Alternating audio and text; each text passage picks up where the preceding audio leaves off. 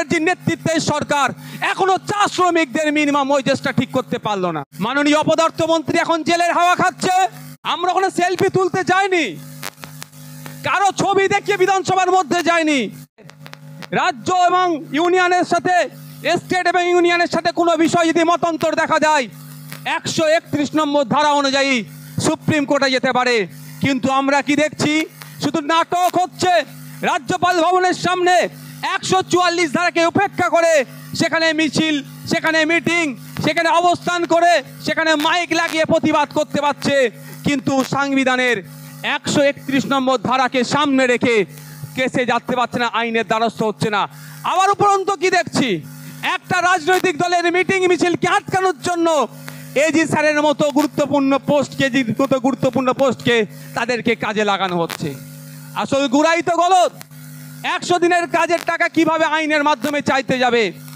আর প্রায় 14.5 লক্ষ fake job card এরা বানিয়েছে। কাদের নেতৃত্ব হয়েছে? তৃণমূলের নেতৃত্বে হয়েছে। তখন যাদের নেতৃত্বে বানিয়েছে তাদেরকে হয়তো তিহার জেলে রাখতে পারে, সেই জন্য এরা জনমানুষে শুধু নাটক ছাড়া আর কিছু করছে না।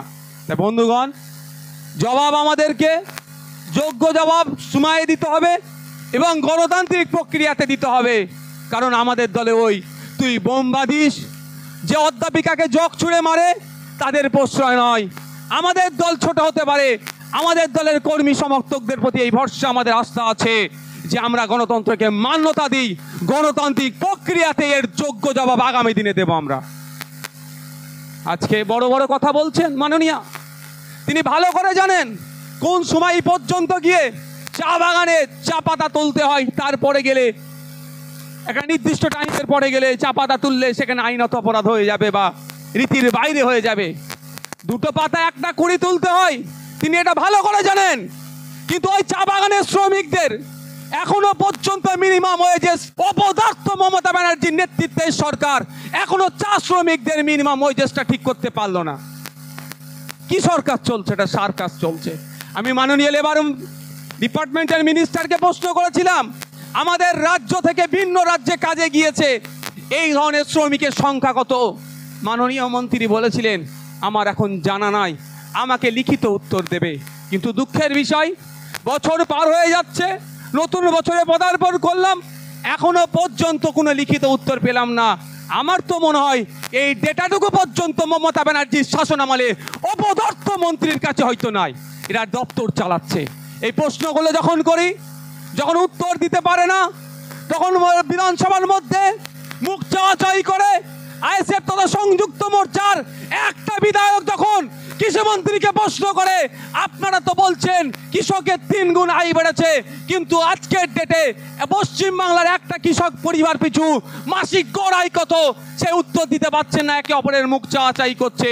বাইরে বেরিয়ে আইএসএফ এর মুখ কিভাবে বন্ধ করা যায় তার জন্য যত অপচেষ্টা আছে চালিয়ে যাচ্ছে। প্রশ্ন করি আমরা বিধানসভার মধ্যে, আমরা ওখানে সেলফি তুলতে যাইনি, কারো ছবি দেখিয়ে বিধানসভার মধ্যে যায়নি, কারো অনুপ্রেরণা নিয়ে বিধানসভার মধ্যে যায়নি। ভাঙড়ের মানুষের ভোট পেয়ে তাদের দোয়া আশীর্বাদ নিয়ে বিধানসভার মধ্যে গিয়েছি। আজকে আমাদের রাজ্যের বিধানসভা দেওয়া তথ্য, কৃষিমন্ত্রীর দেওয়া তথ্য, 70% মানুষ কৃষি কাজের সাথে যুক্ত। আর প্রায় 1 কোটির উপরে 1 লক্ষ হেক্টর বিঘের কৃষি জমি আছে বলছেন, ঘোষণা করছেন। গতকাল কয়েকদিন আগে বিধানসভায় এভিডেন্স ছিল, এক আইএস অফিসার এসেছিলেন, তাকেও আমি প্রশ্ন করলাম যে কৃষকদের গড় আয় কত, তারাও মুখ চাওয়াচাই করছে। সামান্য একটা ছোট্ট ছেলে, স্বল্প বয়সী ছেলে আইএস অফিসারের যদি ঘাম বার করে নেয় তাহলে স্বাভাবিকভাবে অনেকের ঈর্ষা হচ্ছে। কিন্তু আমি বলি, আমরা এই কথা বলছি বলে, মানুষের অধিকার নিয়ে কথা বলছি বলে, পরিযায়ী শ্রমিকের কথা বলছি বলে, জল জমি জঙ্গলের অধিকারের, স্বাভাবিক অধিকারের কথা বলছি বলে হাতির হানায় প্রতিনিয়ত দেখছি মাননীয় অপদার্থ মন্ত্রী এখন জেলের হাওয়া খাচ্ছে। আমরা প্রশ্ন করেছিলাম যে বিগত দিনে হাতি তো এত লোকালয়ে আসে না, এখন কেন হাতি চলে আসছে? হাতি রোধের জন্য কি ব্যবস্থা গ্রহণ করছেন?